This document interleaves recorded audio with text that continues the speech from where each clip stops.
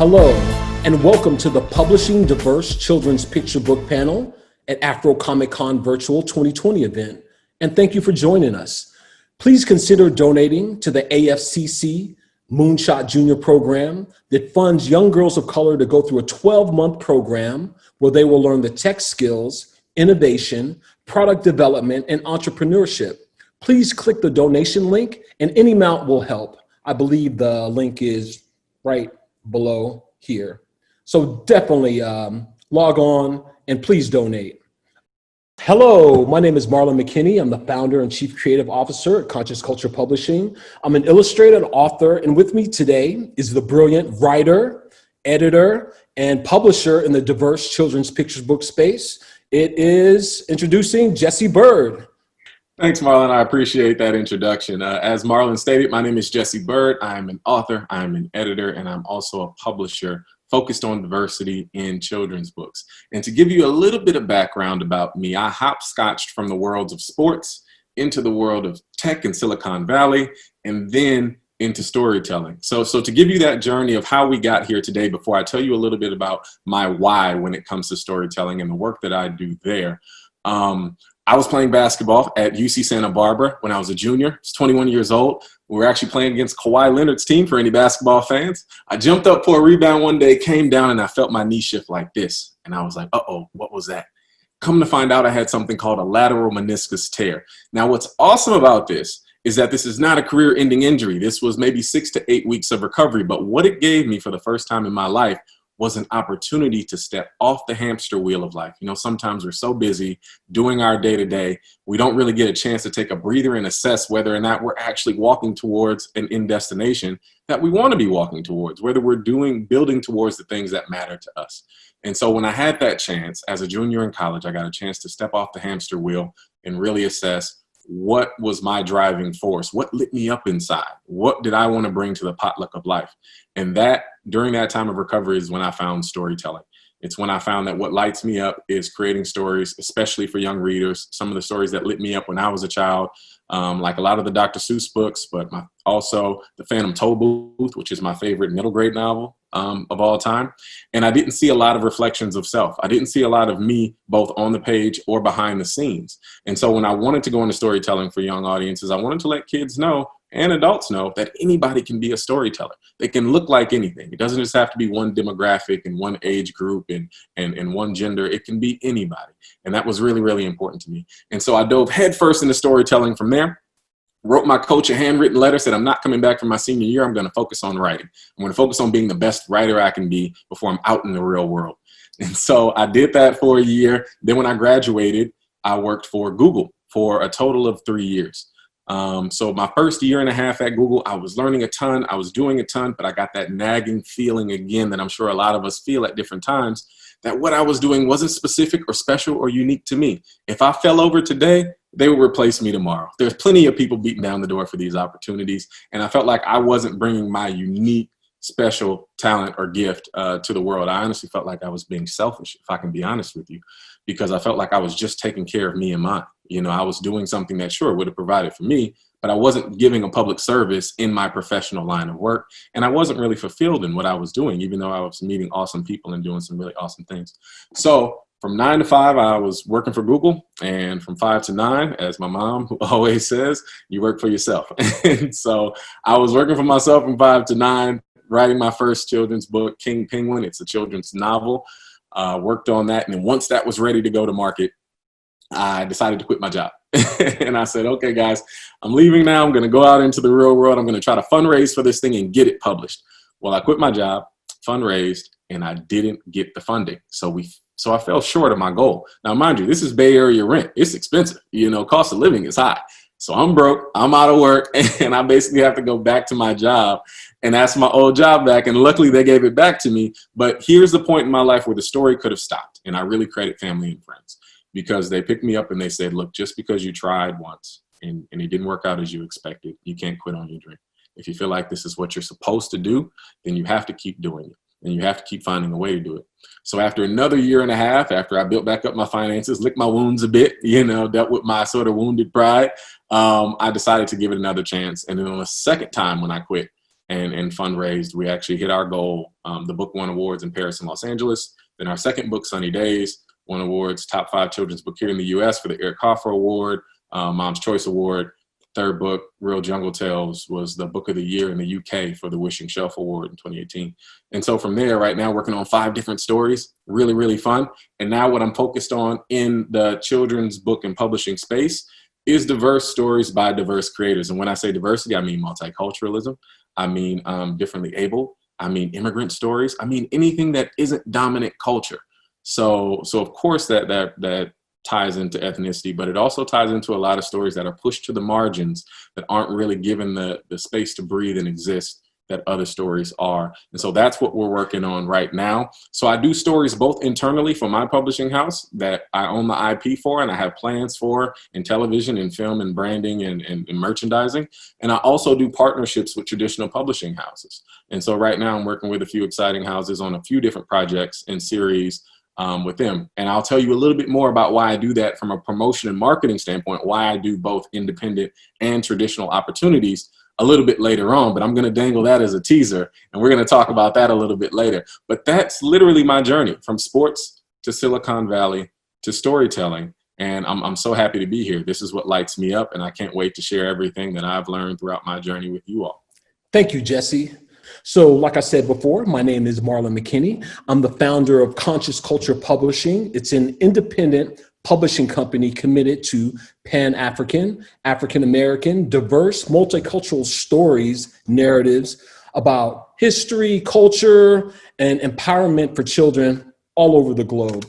We leverage technology and create characters and environments all using 3D technology and 3D software because it's a medium that kids are used to seeing, right? You know, they go to the movies and they see all this 3D stuff and play video games. So it really opens up the kids' imagination to possibilities of animation and movies and apps and video games. You know, it is truly limitless. And our distribution model is basically worldwide. We have online worldwide distribution, Amazon, Walmart, Target, Barnes and Nobles, Google Books, Apple Books, eBay. You can find conscious culture books everywhere. So very easy to find. In the past 3 years, I've published 3 children's picture books.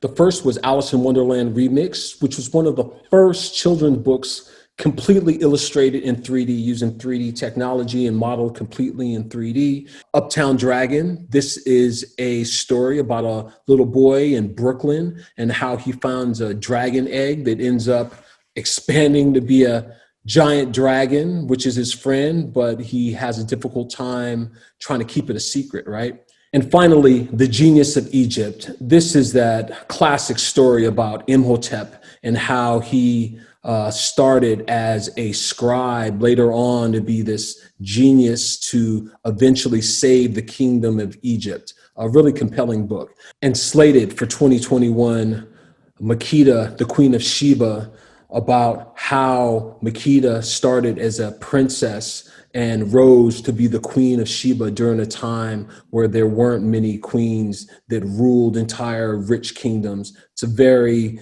compelling book about female leadership. Today's discussion will be giving you the information and the tools for you to publish your own children's picture book. And among the topics we'll be speaking about today are 9 key things you'll need to want to know. Number 1, idea. Coming up with the best idea that appeals specifically to your target audience. Number 2, outline. Taking your story, giving it structure, flow, and the right timing for your reader. Number 3, manuscript. Adding sentence structure to your outline with the appropriate grammar for the right age range. Number 4, illustration. Source cost-effective illustrators and production tips for all you illustrators out there. Number 5, format and layout. Combining the text and the illustrations that help drive the narrative and pull readers into your book. Number 6, ISBN barcodes. International Standard Book Number is what all books need, and it's a specific identifier for your books for retailers and libraries. Number 7, manufacturing. Cost-effective ways to print or digitize your book. Number 8, distribution. how to get your book distributed into Amazon, Apple Books, Google Books, libraries, and international retailers. Number 9, promotion, creating awareness of your book to drive more sales. So folks out there, are you ready to dive into the topics? Jesse, you ready to dive into these topics? I'm ready. Okay, great. So topic number 1, idea, coming up with the best idea that appeals to your target audience. So Jesse, how do you come up with the ideas for your stories? Yeah, so I think when thinking about the ideas that are most ready for market, there are 2 ways that I like to think about it. One is the concept that's furthest along. Which one of your ideas is most developed? Do you have the best grasp on? Do you understand the world, the characters, the arc, the plot, where it's going to fit on the shelf? And then the second way to think about which story to lead with is which one is most relevant to the market today. This is a business market. Publishing is a business market, which means that timing matters. So if you have something that speaks to, social injustice, if you have something that's maybe speaking to the issues of the day, coronavirus, things like that. If you have stories around that or that center around that, you may want to consider sharing those stories first because they may not always be at the top or the forefront of the consciousness of the publishers. They may not be at the top of what they're buying forever. And so you really want to make sure that you push those in development so that you can get them through the window of time that they have to be published. And the way that I formulate my ideas is I take them in what I call bits of string. So sometimes I'll get a line from a character. Sometimes I'll get a little tidbit about a world. And anytime you get any inspiration, I really, really recommend this. I have a notes folder in my phone. I have a specific folder for picture book concepts. Any concept that I get, I drop it in that folder and I make sure that I honor the muse by writing down whatever I'm thinking. Even if I think it may not amount to anything, that's not my job at this point. When you're at the ideation phase, you take as much source material, inspiration, information as you can, because you have to build entire worlds and characters and sometimes entire series out of these things. So you honor the muse, you write it down. And then once it's to the point where I can know what the A story is, what's going to happen from sunrise to high noon to sunset, then I feel confident enough to move into what we're going to talk about next, which is the outline phase. So I don't put pen to paper on anything until I have a firm grasp of at least what the primary goal and conflict is of the main characters. What's the heartbeat of this story? I don't just start writing in a vacuum. Some writers do. That's not me. I want to get to know my story. And sometimes those incubation processes can take 3, 4, 5, 6 months, depending on the story. But I'm working on 17 different stories at once at various phases of development. And so I kind of allow them to take their time to germinate and really grow at their own pace. I never really want to force them. And so that to me is how to think about story ideas. Make sure that you honor your muse, write down every inspiration that you get. And then if you're thinking about going to market with an idea, what should I start outlining and writing first? You really want to think about it along the 2 points that I said earlier. What's furthest developed and then what's most relevant to the current buying market. Yeah, Jesse, that's a really good point. When people come to me sometimes and they're really trying to come up with ideas, I always say, make it personal, make it something about you, something that has happened in your life. For me, instance, African history is something that's pretty big in my life because when I took my first Black Studies class when I was in college way back in the day at Long Beach State for Dr. Karanga, I learned about so much history and it really sparked my imagination for learning more about my culture. So that's something I've personally pulled a lot of my inspiration from. And usually when I approach something, K through 3rd grade is kind of like my sweet spot. So I think of movies that I've seen that really inspired me, something like Lion King or a Toy Story or Enter the Spider-Verse or something like that. And I think of that age range. And that's usually kids are watching that stuff, everything from K to 3rd, of course, up all the way to adults. But usually that's something that I really try to grasp on because, kids are so smart nowadays. They go out and see movies, they play video games, and I try to put myself in the shoes of a kid. And like when I was a kid, what made me excited? What were the things I thought was cool, whether it's robots and dragons or medieval times, anything. That's what I try to picture myself as a kid once again. And that's usually where I pull most of my inspiration from. Okay, four. Number two, outline, taking your story, giving it structure, flow, and the right timing for your reader. So, Jesse, could you just explain to people why outline is so important? Yeah, outlining is probably one of my favorite parts of the process, I have to admit, because this is where idea meets execution. This is where you get to find out if that story idea that you have is actually going to work inside of the framework of a story. Now, if we're talking specifically children's picture books, what I work in I work inside of something called a story grid. But there are three methods of outlining that I'm most familiar with that I think are probably the most popular three. You can choose what works for your story, especially if you're working on something different like a middle grade novel or YA or something like that, or even a children's picture book.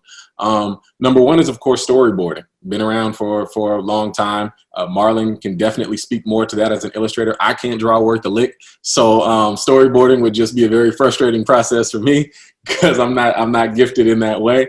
Number two is the flashcard method, where you essentially take each chapter and try to summarize it in a sentence on the back of a flashcard. So chapter one, you try to say in one sentence or a few words, what's the driving action of chapter one, if it's a chapter book, of course. What is going to move the story forward, advance the plot, open up character development, help us get to know them better. And then once you have all of your chapters laid out, then you can really look down upon your flashcards and say, all right, does chapter 7 really move the story? Can that be folded into chapter 8? Can it be folded into chapter 6? Can we just take it out in general? Because you want to avoid those potholes, those dead spots in your story that cause a story to go from an A+ story to an A, from an A to an A-. And that can happen really quickly if the reader feels like every page isn't bringing added value. And then the third, probably most popular method, the one I use for children's picture books, is the story grid.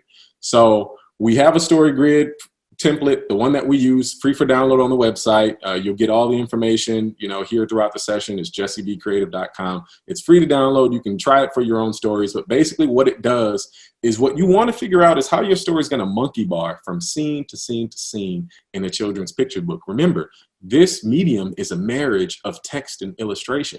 They have to come together. They have to partner. You don't want your text being redundant to what's already on the page or just dictating what the reader can already see in the illustration. And you don't want your illustrations not having enough context to where the readers don't know what's happening, because the text isn't really illuminating what's happening inside of the illustrations and what's happening on the page. And so for us, what the story grid gives us is, for each scene, imagine a spreadsheet. And for each scene, we have to look at where that scene takes place. Who are the main characters in that scene? What action they're doing? Are they skipping, running, jumping, swimming? What the text is going to be for that particular page, what sentence or two is going to go on that particular page, and then the mood of the scene. So this is really important. We're going to talk about this later. The mood is super important because mood dictates everything from lighting to shading to how you use your colors to point of view, where you place the camera inside the scene. You want to try to get inside of that main character's experience as close as possible, inside of their skin. And so if the character is sad, when you flip to that page, we want you to feel that leaping off the page. If they're happy, if they're curious, if they're engaged or excited, we want to have that emotion burst from each and every page, because mood really drives a lot of what happens with story.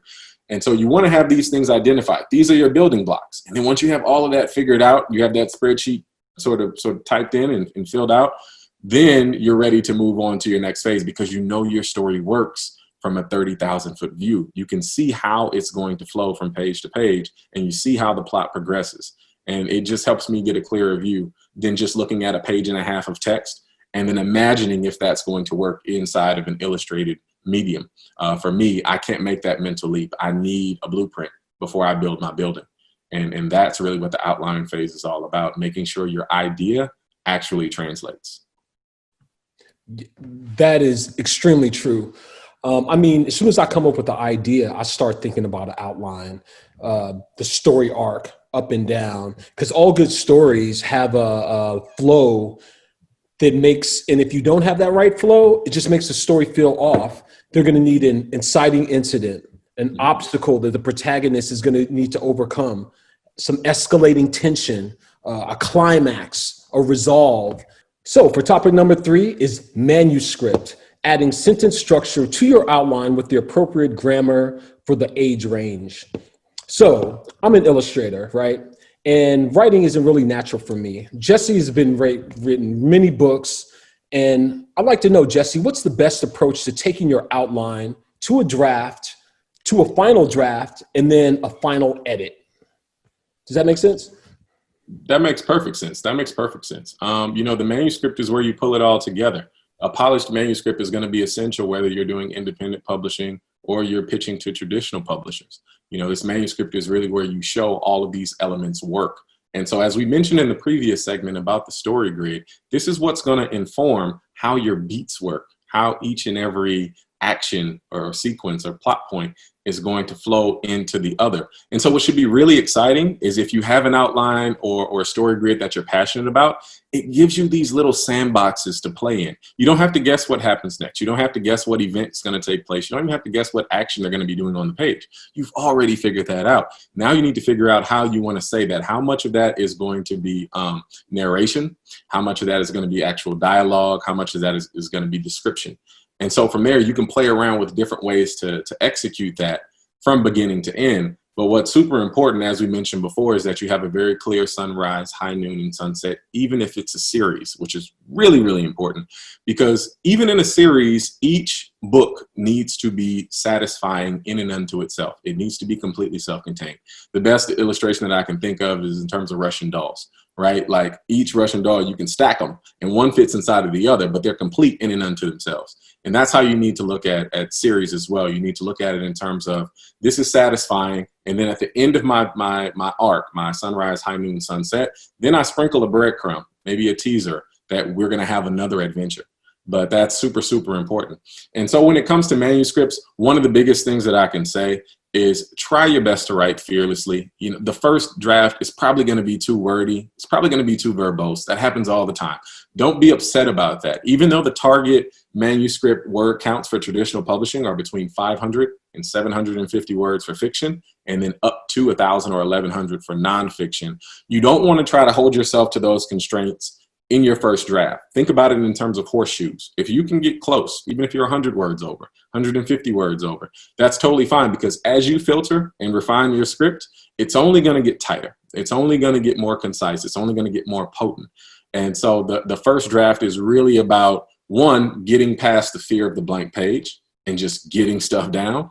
And then also getting some sort of framework that you're proud of, some sort of journey that you think is valuable in the way that you're proud of it. And so get it down, move forward, and then revise. You're going to revise anyway. So really lean on that in your process. Yeah, definitely. I mean, I've worked with Jesse before. He worked on my Uptown Dragon book, and the magic about having a good editor, what they will do will bring so many pieces out of the story that you're not really thinking about. Start really pulling, who is that character? What motivates that character? What drives that character? And when you start to add that to your story, it really makes your story flourish, because it feels more real, because you're getting inside the head of that character. And when I was working with Jesse before on Uptown Dragon, oh my God, this guy had me thinking like, oh man, I gotta start coming up and start thinking of some things here, instead of kind of being, I'll just say it, lazy about the writing sometimes, because sometimes people can feel like just because they've maybe done something creative or it's really good, but it's always important to have someone else to take a look at it, show you where the blind spots, where the holes are. It's very, very important to find a good editor to make sure that your manuscript is solid before you put it out, and even before you give it to a traditional publisher, like you were saying, in order to get traditionally published. Now, this is some great information. So we're going to switch gears here. We were just talking about manuscripts. So now we're going to delve a little bit into the visuals, right? So number 4, let's talk a little bit about illustrations, and specifically sourcing cost-effective illustrators and production tips for illustrators. So just to let everybody know out there that I am an illustrator, that's kind of like my first background. I went to art school, yada, yada, did all that stuff. And now I work primarily digitally, right? And when you are working digitally, I'm just going to give everyone just a few tips to just kind of keep in mind. First of all, make sure that you're saving your projects at 300 DPI. That is photography quality, and you don't want to export anything that is less quality than that. Also, and these are just the basics, but very key, CMYK. Make sure the color space is CMYK, whether you're using Photoshop or Illustrator. It's extremely important. And another thing, and this is something that I learned when I first started working on Alice in Wonderland Remixed, what you see on the monitor and what you're printed can look very different, especially when we're talking about people with brown skin. What I was doing was I was looking at something on a monitor and I had all these rich hues and light colors and lighting on the skin and shadows. But when it got printed, I ended up losing all of that. So it's important that you kind of go back and forth. You might want to go to like the Kinko's. I don't know who has a Kinko's anymore, right? We'll go somewhere, Office Depot, print it out and kind of look at it in a print format so that you can adjust your colors accordingly, because what you see on the screen isn't necessarily what is going to be when you finally get something printed. And in terms of any of the writers out there who are looking for illustrators to source any type of some illustrations to try to find an illustrator, Jesse, do you have any suggestions on where people could find some illustrators? I mean, I've got a couple tips, but what do you think? Yeah, I mean, first of all, Marlon, that's some great advice that you give to illustrators in terms of how to save their files and making sure that everything is quality and alignment. When it comes to illustrations, my three favorite places for sourcing illustrators are Behance, Behance, Dribble, that's Dribble with 3Bs.com, and Instagram. And this goes back to what we talked about in the outline phase, actually. Remember we talked about that mood column? And this is super important because the mood of your story, at least for me, it drives what type of illustrator, what illustration style I'm looking for this particular narrative. If it's a silly, funny book, then I'm always looking for people who organically and naturally exude what it is that the story requires. So I never want to make somebody be a serious, dark illustrator if they like to be fun and campy and light. I want to find the script, the lock and key combination that works with their style organically, because I do believe that that's how you get the best art from people, is when they're producing things that make them happy, that make them proud. And it's a style that they've worked on and perfected. Remember, many illustrators have more than one style that they can produce in. And so it's super important, especially when you're reaching out to them, to note what examples from their portfolio, try as best you can not to pull from other places. Say, look, these are some things from your portfolio that I think are a perfect fit for the style of story that I'm trying to produce. Why? Because it helps them understand how to price their services a little bit better. Each style may take a different amount of time. You may ask for style A, and they may say, oh, okay, I can whip that up. That's not that hard. You may ask for style B, and they're like, oh, that takes me like 6 hours per spread. And so now I need to charge accordingly. And another thing you're going to need to understand to get an accurate quote from an illustrator, besides examples from their own portfolio, is how much work are you asking them to do? How many spreads are in your stories? Remember, one spread equals 2 pages in a children's picture book. So is it 16 spreads, which would be 32 pages, which is standard size for a children's picture book? Is it 12 spreads? Which would be 24 pages. How many of those are full spread illustrations? How many are half spreads? How many are spot illustrations? Now, you only need to think about this if you're going direct to market, if you're putting the book together yourself. If you're a writer and you plan on going traditionally published, don't worry about any of that. The publisher is going to match your script with an illustrator, and you can suggest people if you like. You can say, I have this friend or this illustrator, somebody I love to work on my story. But at the end of the day, it's going to be up to the publisher. Why? One, because they're funding this whole thing. And 2, because they put together dozens and sometimes scores of books every single year in your category, so they feel like they know what's best to put it together. It's like they feel like they're the experts in that space. And so you don't need to worry about finding an illustrator, pricing an illustrator, if you're going traditionally published, which is a common misconception. A lot of people stress about having their book illustrated. Make sure your script is tight, make sure your synopsis is tight, make sure your bio is tight.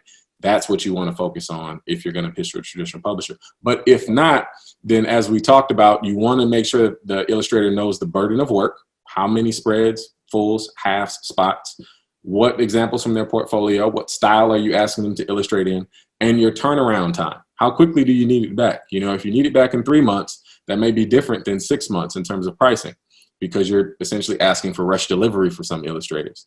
So think about these things in terms of your project. Now you have to switch, from your creative brain to your business brain. I always say there's storytelling and there's story selling. And then both of them are important if you plan on having a career and longevity or even just success for a single product. So think about that when you're dealing with, when you're scouting illustrators. I always put illustrators in sort of a swipe file. So I go through maybe 100 portfolios in a week, and I narrow it down to maybe 15 that I think are appropriate for this project. And then I start reaching out to them with those details that I mentioned. Scope of work, timeline, examples from their portfolio, and then I give them a little paragraph or so about the story, because a lot of illustrators want to know what's the story, what's the heartbeat, just to get a feel of it. And then we talk about budget from there. Then you can get a price. Moving right along, number 5, format, layout, combining text and illustrations to help drive the narrative and pull readers into your book. So like we were discussing before, we have this manuscript, start off the outline, the idea, the outline. Now we have the manuscript, you come up with the copy, and we've got the illustrations, how to combine that into the book. I mean, there's a variety of ways you can do it. You can do full page spreads, you can have spot illustrations, but there's a few things that you should definitely think about when you are putting it all together. The trim. What's the size of the book you're doing? Because depending if it's more horizontal, more vertical, the illustrations in the copy needs to align so that the user can flow and read all the way through it. The bleeds. There's going to be a piece that's going to get cut off of your books on the edges, making sure that you don't have any text or images are not going to get cut off. The gutter, the middle part, making sure that images aren't inside the gutter and copy. So when people turn the book, the copy is difficult to read, right? Now, these are all really important things, as well as getting the proof for the book. When you end up getting your printing done, you'll most likely get a proof. It's basically a piece of paper or printout of what it's going to look like in the colors. You definitely want to check that. And if you don't get a proof, sometimes you'll get a digital proof instead and not exactly a physical proof. You may want to just go to Kinko's or somewhere and try to just print it out just so you can look, because the last thing you want is to have some surprise after you've, printed 100 books, and then you come back and all of the colors are totally off than what you thought about. So that's extremely important. Do you have any experience, or is there something you'd like to let people know about formatting and laying out the illustrations with the copy, Jesse? Yeah, and Marlon, you touched upon some really good points in terms of sizing of the book, especially if you're going independent, direct to market. You want to keep in mind that uncommon trim sizes are more expensive. So the two most common sort of dimensions are, of course, rectangle and square, right? 8.5 by 11, or 10 by 10, or 8.5 by 8.5. Those are the most common dimensions. And if you really have a reason to want something that's a little bit different, that's totally fine. But really think through if that added cost is going to bring you an added value in terms of the book. Will it really matter all that much to your reader that you have this super unique, uncommon book shape and size? If so, roll with it, price it out. But if not, then you may want to think about that. And one of the easiest ways, since I'm a writer and, as we talked about earlier, I don't do any of the illustration and things like that. I always hire a book designer. And what's really important to know is not every illustrator is a book designer. These can be different sides of the field. Some people can wield both of those talents and they're really good at them. Some people are more comfortable doing one or the other. So the book designer, as Marlon mentioned, is going to take all of these ingredients that we have. We have words, we have illustration, and now we need to arrange this almost like an interior decorator. We need to arrange the furniture in a way that's appealing and has some type of feng shui and some type of flow. And so a book designer is super, super crucial. They're typically not crazy expensive compared to, what else you'll pay out. I think typically I pay a few $100 for a book designer, because really all they're doing is taking existing assets and arranging them in a certain order. And these books aren't really that long. It's not a graphic novel. So we're not asking you to do 300 pages of arranging. We're probably asking you to do 26 or 32.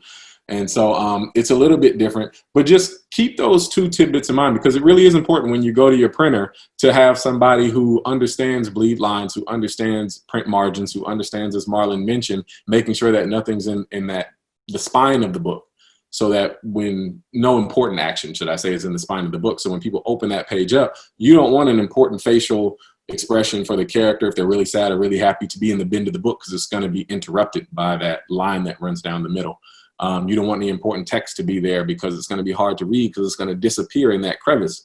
And so these are things that book designers are trained to see. They'll work with fonts. So thinking about what type of font personality has the right style for your book. Each book has a different feel and flavor. And so font is really, really important. And some book designers even go as far as to create their own fonts. So they'll say, all right, your book has this type of style. I'll create a lettering. I'll create a font system that fits your book. And so a book designer is a crucial piece. They're typically, one of the third or fourth legs of the relay race, somebody who's really going to come in and bring it all home. But they're super, super important. And so for formatting and for layout, if your illustrator isn't also comfortable doing book design, you may want to think about somebody who specializes in that specifically, because it's not always the same thing. And for our next topic is ISBN and barcodes. ISBN stands for the International Standard Book Number. This is a specific identifier for your book for retailers and libraries. It's very important that your book has an ISBN if you're selling your book, because it gives it a unique number. Jesse, do you have any tips or any stories about ISBNs for any books you had back in the day or something? ISBNs are super, super important because as Marlon mentioned, they're the identifier for your work. And what can actually happen if you're not getting your ISBN from a licensed registered distributor is that you can get the same ISBN as a can of soup in Myanmar, and somebody's basically selling you duplicates. And so it's really, really important. Marlon's going to talk about a very trusted source and resource of where to get your ISBNs, because I would recommend going through that particular outlet because of the fact that some people are flipping and selling ISBNs 2, 3, 4 times over. Amazon has something called an ASIN, which means that they can provide you an ISBN, typically free of charge, if you're going to host your book on their site through KDP and some other things that we'll talk about later in the distribution segment. But these barcodes are super important. And another reason that they're important is because every format of your book needs a unique ISBN. So the softcover needs one. The hardcover needs a different one. The audiobook needs a different one. The ebook needs a different one. So you can burn through a stack of ISBNs pretty quickly. That's just one title, one book of yours. If you decide to do it in 4 different formats, you're going to need 4 different ISBNs. And so it's super important that if you're thinking about this, buying in bulk is always great. Getting it from a trusted source that Marlon's going to mention in a little bit is always great. And this is not something you need to worry about for traditional publishing. The publisher will register and assign the ISBN for you. You don't need to worry about that. We'll talk about copyright maybe a little bit later in one of the other segments. I may just pop it in there just so you can understand that the publisher's not taking your copyright. It's actually something else. But yes, you don't need to worry about ISBNs in traditional publishing. This is only if you're going direct to market, and it is a super important piece to making sure that your book is trackable and making sure that you can track your sales and make sure that you can sell through different places. No, that's a good point. I'm glad you put together the differentiation between going a traditional and going independent, because if you're going independent, that's when you do need your own ISBN. And one good resource for getting those is Bowker, which is myidentifiers.com. I'll put it up on the screen on one of these sides here. And usually one ISBN is $125, but you can get a pack of 10 for $295, which is great. You can come up with the ISBN for one book, but hey, you may want an ebook of that. You may want a soft cover and a hardcover. So that's already 3 ISBNs right there. And when a library, let's say you put out a book, right? And someone goes to the library and they want to see if the library carries your book. That's what they'll use to pull it up, as well as a bookstore. They'll type in the number 5679, and that's how your number pulls up. And when you do that, it puts you into a larger system within the publishing industry that's very important for people to find your book. So yes, ISBN and the barcode as well, I believe. I think it's like, what is it, like $50 or something like that, 35, something like that. I don't know. I'll do. You guys can research it and find out about that. But then also the barcode, just like when you're at Target or anywhere else, when they have the scanner and go beep. You want your own barcode for any of the print books that you do have. With that being said, Jesse, do you just want to talk a little bit about copywriting? Just might help people out a little bit. I know some people are wary of just putting their stuff out there thinking that someone's going to copy and duplicate their work. Could you just give people just a little bit more information about that? Yeah, of course. And I think this is a super important detour and subcategory for what we're discussing. So copyrights, you go to copyright.gov. You want to copyright your work with the Library of Congress. You can do it, if you want to do it after your first draft, if you plan on sharing that with people or getting critique and you're worried about your work getting out there, your concept getting out there. There are two things to know about copyright, which is one, it's not all that common that people take a rough idea or they take a story idea and they decide to totally duplicate it or copy it, but it definitely happens. We had the opportunity to go to the Library of Congress in Washington, D.C. last year, and the lady giving us the tour said that they have a lot of horror stories of people coming in there and basically saying that people have stolen their entire work, just taken their name off of it, put somebody else's name. And if you didn't register that with the Library of Congress, they were saying they don't have a legal leg to stand on. They can't defend you. There's no paper trail. There's nothing that says it's not actually their story. And all the other information maybe you posted on your website or things like that, that's supplementary. You want to make sure that you're registered with the actual legal source for copyrights. It's typically $65 to register a manuscript. So it's not that bad in terms of just making sure your work is safe.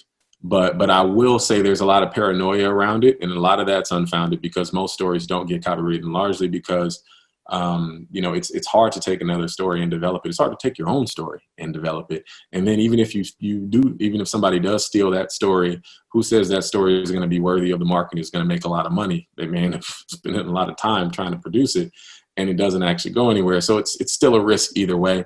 But if you want to be safe, that's the best way to think about it. Now, when it comes to traditional publishers, they will copyright the text of the story if you're a writer, the illustrations if you're an illustrator, on your behalf. And what they should still be assigning it to you, which means your publisher shouldn't be assuming the copyright for your work. You're going to own that in perpetuity, your copyright. What they're getting is the exclusive rights to print and distribute your work. So if you sign with a publisher and you guys decide to do a book together with Scholastic or Penguin or Houghton Mifflin, you can't then go print 100 copies of your own book on the side and sell them to friends and family. That's what they're getting from you. They're getting the exclusive right to be the one entity that gets to print and produce your work. They are not buying your copyright, which is a common misconception. And you should make sure that it's not in your contract, which we can talk about a little bit too, the difference between a literary agent and a literary attorney. Because they're not the same thing. And it's kind of important to know that. Great. No, that sounds good. So number 7, manufacturing. Now we're going to talk a little bit about cost-effective ways to print and digitize your book. So you've gotten to a point now where you've gotten your manuscript together, you've gotten your illustrator, you've laid it out, you've got your print-ready files, and now you're ready to print up a whole bunch of books. So I'm going to let you know that me personally, I am a huge fan of print on demand, or some people call it POD. And just in case you don't know what print on demand is, I'll explain it a little bit better. It's basically digital printing technology to produce large amounts of books without the need for a large and costly minimum print order. So if you don't understand, this is what it is. Basically, when a person orders a book, someone walks over to a machine, presses a button, and one book comes out. If you order 10 books, they walk over to a machine, type in 10, and 10 books comes out.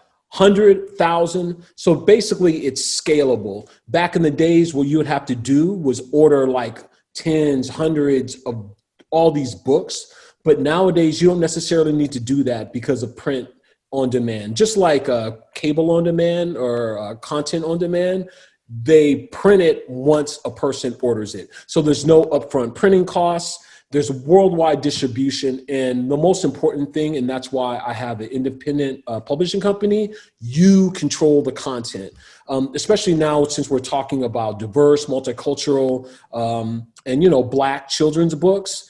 I think it's very important that we control the content so that we are saying the stories that we need to tell, right? From our perspective. And it's no one that's copy or censoring any of the information that we're saying.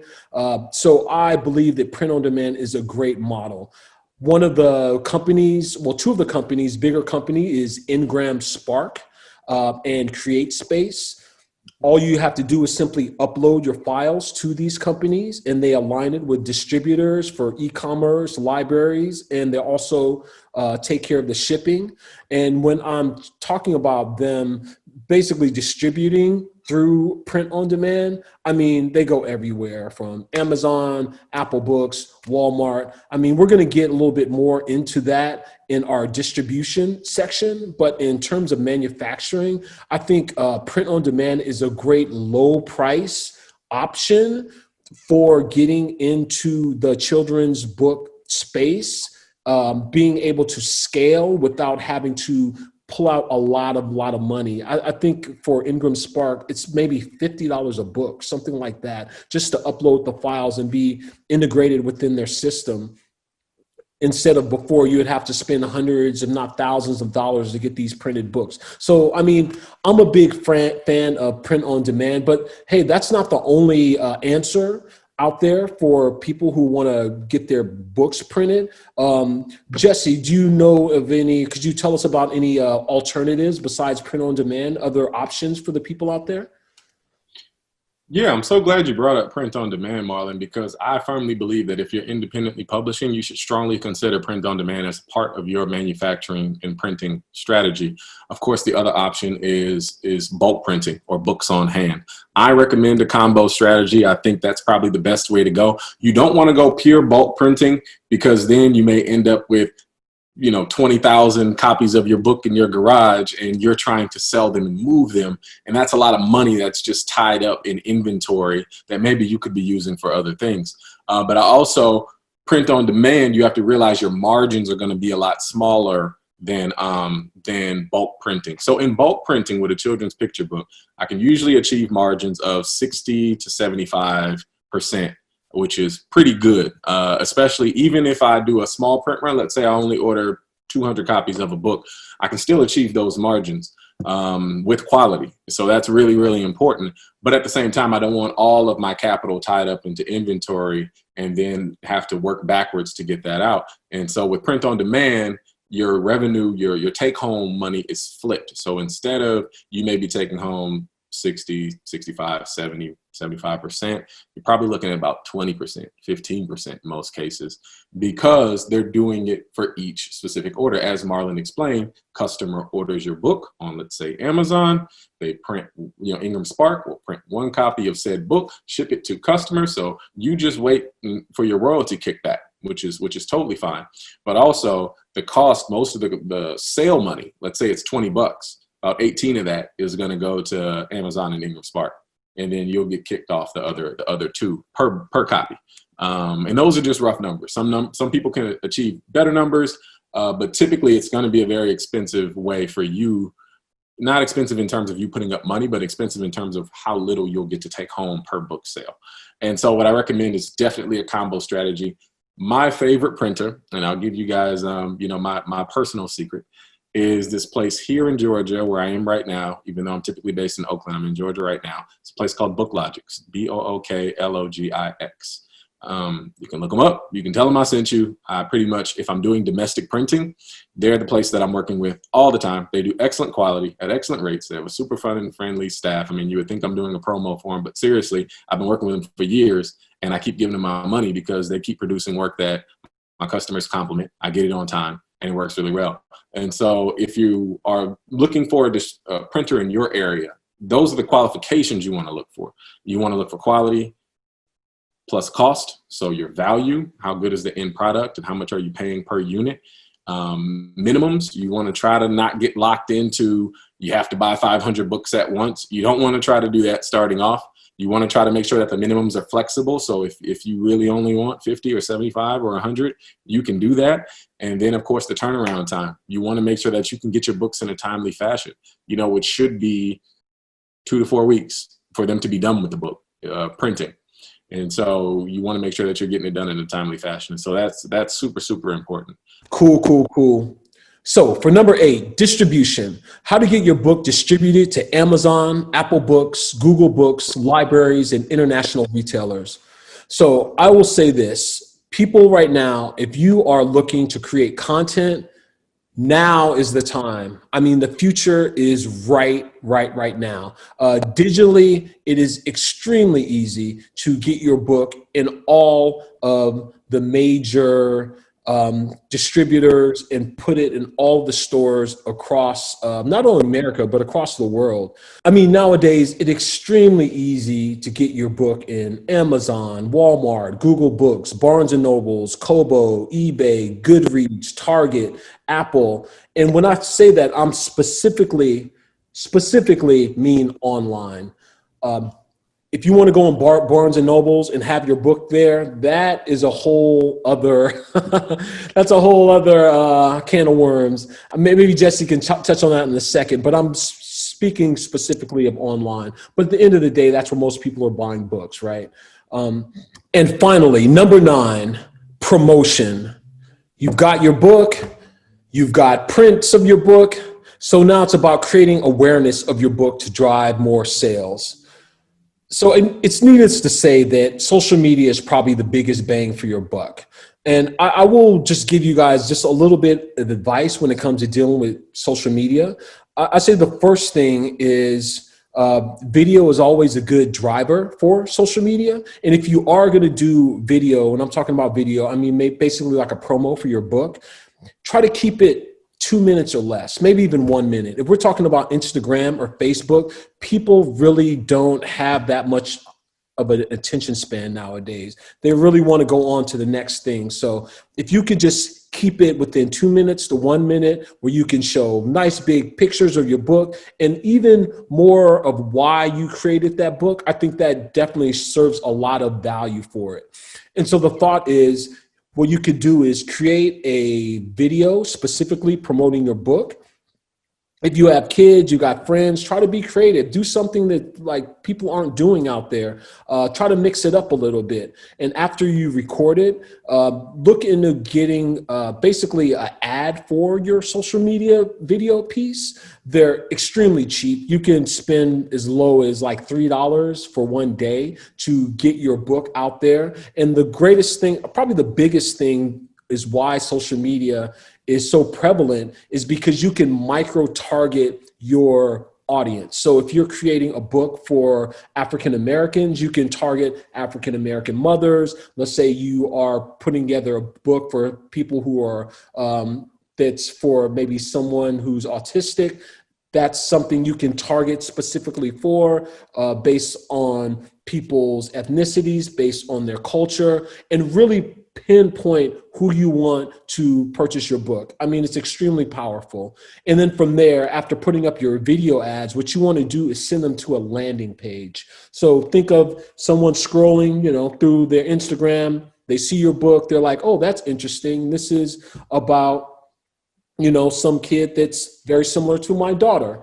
And they click on your ad. What you want to do is take them to a landing page. And a landing page is essentially the deep dive of your book, just more information, more pictures. It's the hook that's going to get them to actually purchase your book. And when you put together your landing page, make sure it's very simple, it's easy to read, there's not a lot going on. You just want to focus on your book. And after they read more of a synopsis of it, at that point, you can have your buy now button. Once they select the buy now button, that can take them to a retailer, your preferred retailer. If you're selling them out of your home, it could send them to your merchant page. It could send them to Amazon, wherever you want to basically send your customer. And that's basically the funnel of how you want people to buy your books. You start off with the video ad, send them to a landing page, get the buy now button, and then from there, take them to where they can actually